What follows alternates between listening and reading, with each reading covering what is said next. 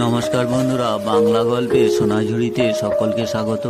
এ হচ্ছে ভিন্ন স্বাদের গল্প শোনার আসল মজা। আজ আমরা শীর্ষেন্দু মুখোপাধ্যায়ের ভারী সুন্দর একটি গল্প শুনব। গল্পের নাম দুই পালোয়ান। পালোয়ান কিশোরী সিংয়ের যে ভূতের ভয় আছে তা কাকপক্ষিতেও জানে না। কিশোরী সিং নিজেও যে খুব ভালো জানতো তা নয়। আসলে কিশোরী ছেলেবেলা থেকেই বিখ্যাত লোক, সর্বদাই চেলা চামুণ্ডায় তাকে ঘিরে রাখত। একা থাকার কোনো সুযোগই নেই তার। আর একথা কে না জানে যে একা না হলে ভূতের ঠিক সুবিধে হয় না, সে জোরও পায় না। সকালে উঠে কিশোরী তার সাকরেদ আর সঙ্গীদের নিয়ে হাজার খানেক বুকডন আর বৈঠক দেয়। কুস্তি করে বিস্তর ঘাম জড়িয়ে দুপুরে একটু বিশ্রাম, বিকেলে প্রায়ই কারো না কারো সঙ্গে লড়াই করতে নামতে হয়। সন্ধ্যের একটু পরে গান বাজনা শুনতে ভালোবাসে কিশোরী। রাতে সে পাথরের মতো পড়ে পড়ে ঘুমোয়। তখন তার গা হাত পা দাবিয়ে দেয় তার সাকরেদরা। এই নিশ্চিন্দ্র রুটিনের মধ্যে ভূতেরা ঢোকবার কখনো সাহসই পায় না। গণপতি মাহাতো নামে আর একজন কুস্তিগিরি আছে, সেও মস্ত পালোয়ান। দেশ বিদেশের বিস্তর দৈত্য দানবের মতো পালোয়ানকে সে কাত করেছে, কিন্তু পারেনি শুধু কিশোরী সিংকে। অথচ কিশোরী সিংকে হারাতে পারলেই সে যে সেরা পালোয়ানের তকমাটা পাবে সে ভালো করেই জানত। কিন্তু মুশকিল হলো, নিতান্ত বাগে পেয়েও নিতান্ত কপালের ফেরে সে কিশোরীকে হারাতে পারেনি। সেবার লখনৌতে কিশোরীকে সে যখন চিৎ করে প্রায় পেরে ফেলেছে, সেই সময় কোথা থেকে হতছাড়া এক মশা এসে তার নাকের মধ্যে ঢুকে এমন পনপন করতে লাগলো, হাঁচি না দিয়ে তার আর উপায়ই ছিল না। আর সেই পাখি কিশোরী সিং তার প্যাঁচ কেটে বেরিয়ে গেল। আর দ্বিতীয় হাঁচিটার সুযোগে তাকে রদ্দা মেরে চিৎ করে ফেলে দিল। পাটনাতেও ঘটল আরেক এমন কাণ্ড। সেবার কিশোরীকে বগলে চেপে খুব কায়দা করে স্ক্রু প্যাচ আটছিল গণপত। কিশোরীর তখন বেহাল অবস্থা। ঠিক সেই সময় একটা ষাঁড় খেপে গিয়ে দঙ্গলের মধ্যে ঢুকে লণ্ডভণ্ড কাণ্ড বাঁধিয়ে দিল। কিন্তু গণপত দেখল এই সুযোগটা হাতছাড়া হলে কিশোরীকে হারানো যাবে না। সুতরাং সে প্যাচটাকে টাইট রেখে কিশোরীকে ল্যাং মেরে ফেলে দেওয়ার ফিকির খুঁজছিল। সেই সময় ষাঁড়ের তাড়া খেয়ে দর্শকরা সব পালিয়েছে, আর ষাঁড়টা আর কাউকে না পেয়ে দুই পালোয়ানের দিকেই তেড়ে এলো। কিশোরী তখন বলল, গণপতি ছেড়ে দাও, ষাঁড় বড় ভয়ঙ্কর জিনিস। গণপত বলল, ষাঁড় তো ষাঁড়, স্বয়ং শিব এলেও ছাড়ছি না।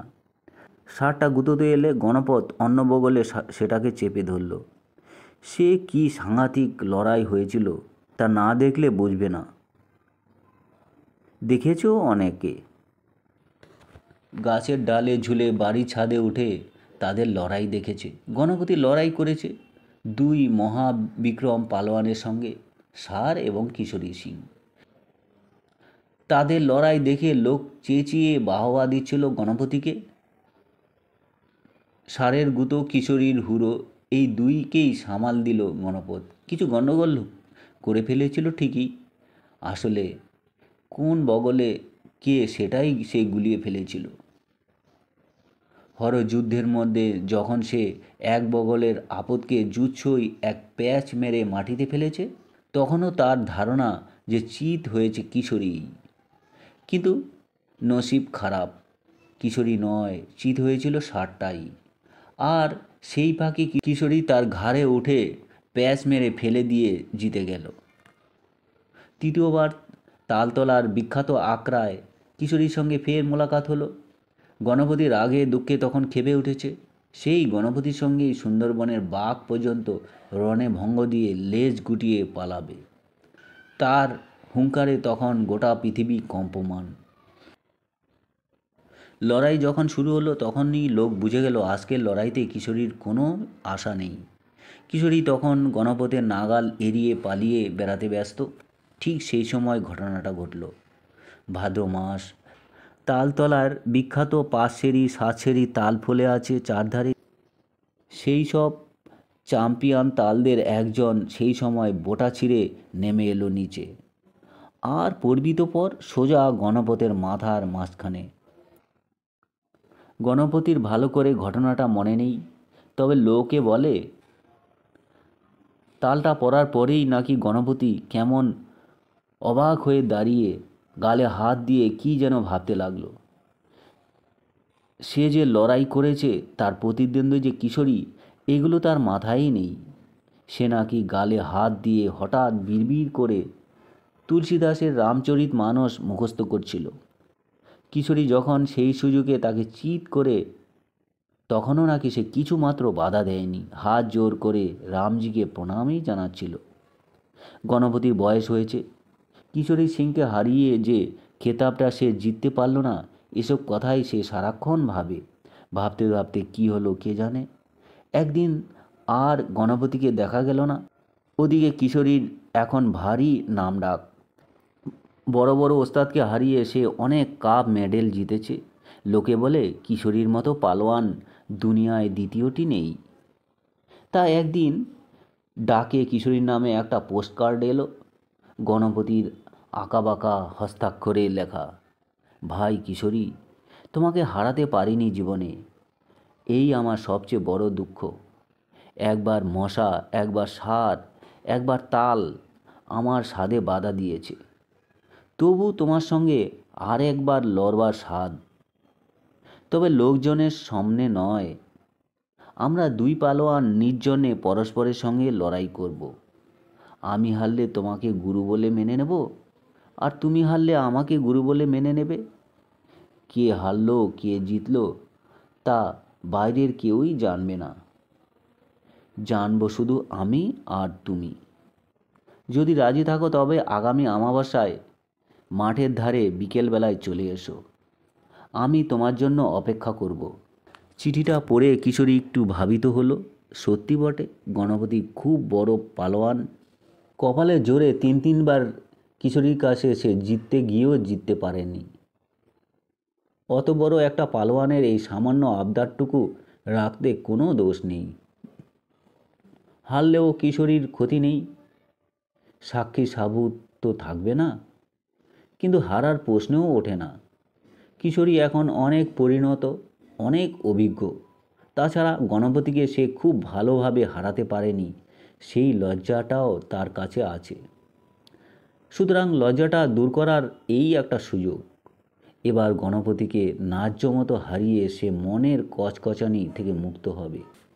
নির্দিষ্ট দিনে সে তৈরি হয়ে খেতপুরের সেই বিখ্যাত মাঠের দিকে রওনা হলো। জায়গাটা বেশি দূরেও নয়, 3 পোয়া পথ, নিরিবিলি জায়গা। মাঠের ধারটায় গণপতি অপেক্ষা করছিল। কিশোরীকে দেখে সে খুশি হয়ে বলল, এসেছো, তাহলে লড়াইটা হয়েই যাক। কিশোরীও গোপ মুচড়ে বলল, হোক। দুজনে ল্যাঙ্গট এঁটে গায়ে মাটি থাবড়ে নিয়ে তৈরি হলো। তারপর দুই পালোয়ান তেড়ে এলো দুদিক থেকে। কিশোরী ঠিক করে রেখেছিল পয়লা চোটেই গণপতিকে মাটি থেকে শূন্যে তুলে ফেলে দিতে হবে। কিন্তু সাপটে ধরার মুহূর্তেই হঠাৎ পো করে একটা মশা কানে এসে ঢুকে বিপত্তি বাঁধালো। হ্যাচো হ্যাচো হাঁচিতে গগন কেঁপে উঠল।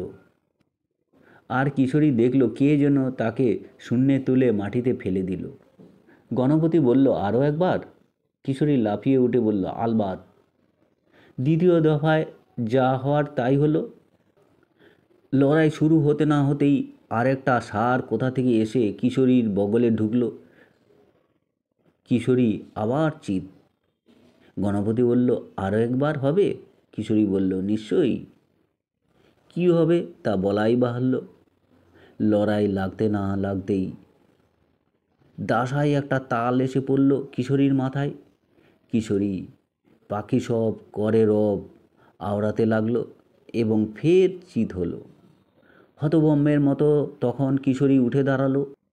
তখন দেখলো গণপতিকে ঘিরে ধরে কারা যেন খুব উল্লাস করছে, কিন্তু তারা কেউই মানুষ নয়, কেমন যেন কালো কালো ঝুলকালির মতো রং। রোগা লম্বা সব অদ্ভুত জীব।